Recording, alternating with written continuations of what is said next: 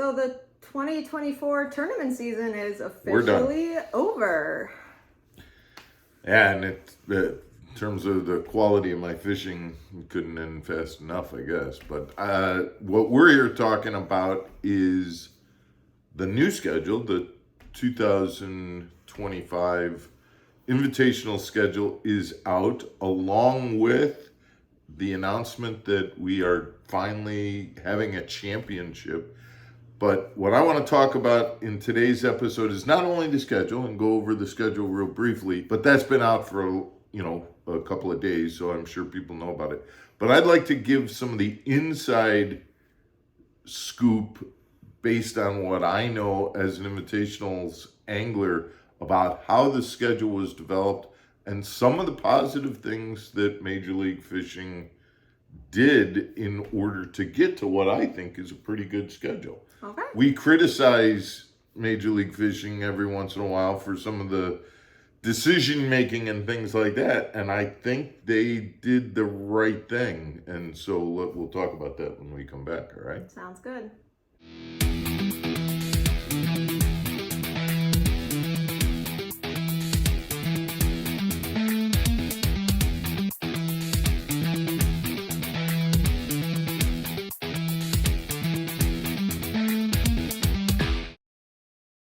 Welcome back to MFO, everybody. Thanks for tuning in. So, talking about the schedule, we'll go over it real quick, but I want to talk about how they came up with the schedule, and that's Okay. I'm that curious about part, that. because we have, like we said, we've kind of criticized MLF for some of the decision making. We talked probably a year ago about how they were starting with BPT and how they made the decision to get smaller, that was probably one of the good things that they did in starting to get back to their roots, what they were originally, which was a made for TV fishing tournament.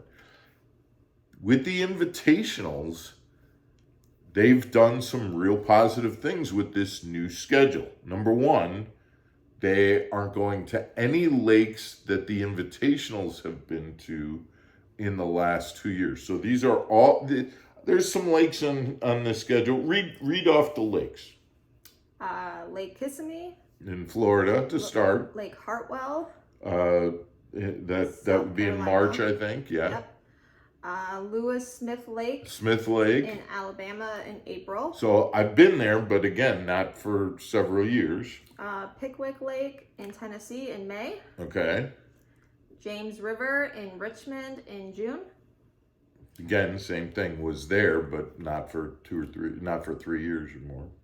St. Lawrence River in New York in July. Same thing, yeah. And then the tournament is the Mississippi River in La Crosse. The championship is back in Mississippi. Sorry. Right. The championship. So these are, again, lakes that but I don't know if you recognize here, they're lakes that, although the invitationals haven't been there, the BPT has been there to some of these. They were at the James River this year. There's some others that they've been to more recently and things like that. These are communities that MLF has relationships with, that they've got a history with dealing with in terms of host cities and lakes. But they fit in, and this is what I was talking about in terms of decision making. The invitationals, Major League Fishing wants to make sure they have a full field of 150 guys that are fishing all 6 events. Having a championship will encourage people to fish all 6 events and not just jump in for one event here and there. Okay. Number 2, having them on lakes that the BPT anglers have been to recently will encourage them to join the invitationals. And so I think you will see a lot of BPT anglers come and ride the invitationals as almost a second tour that they'll be on. They'll fish the BPT, and they'll fish all 6 of the invitationals. If you look at the schedule, so the week that we're in Kissimmee is probably a week or so after they're in, where are they in Florida? They're on the Harris chain, right? So what you're going to do is you're going to get a lot of BPT guys that fish the Harris chain in Florida, stick around for another week, and fish on Toho. I think from a standpoint of having a full field for the invitationals, that's a good thing. And now having a championship will encourage a lot of those BPT guys to do both tours.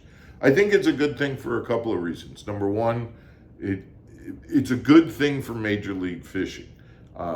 Does it stack the field against me? Yeah, but that's what a feeder league is supposed to do. So I can't argue against that. I think it's a good decision from Major League Fishing. I also think that Major League Fishing, and this again is some inside information, they sent several surveys to the anglers asking us how did we want it to be handled. Did we want payouts to be a certain way? Did we want championship or not? Did we want increase entry fees in order to get this or decrease to get that?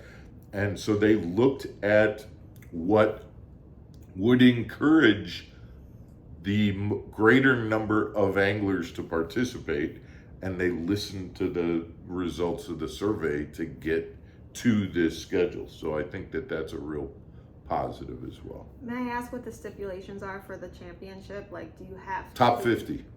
The top 50 of all the tournaments? Yes. Or? Yes.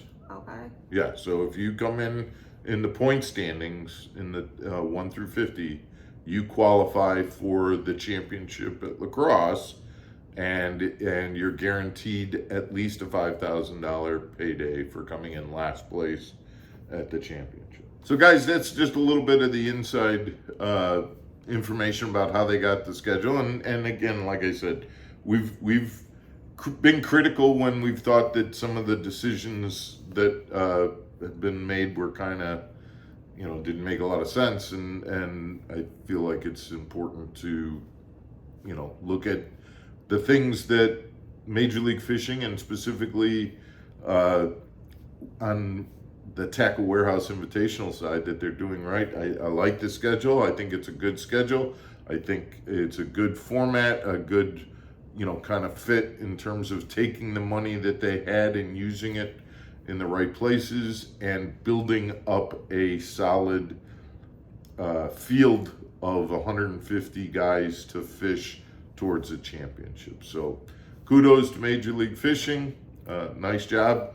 Look forward to the schedule next year, and we appreciate you guys tuning in to hear a little bit more about it, and we will see you again tomorrow for another episode of Mark Fisher Outdoors. Take care, everybody. Stay channeled.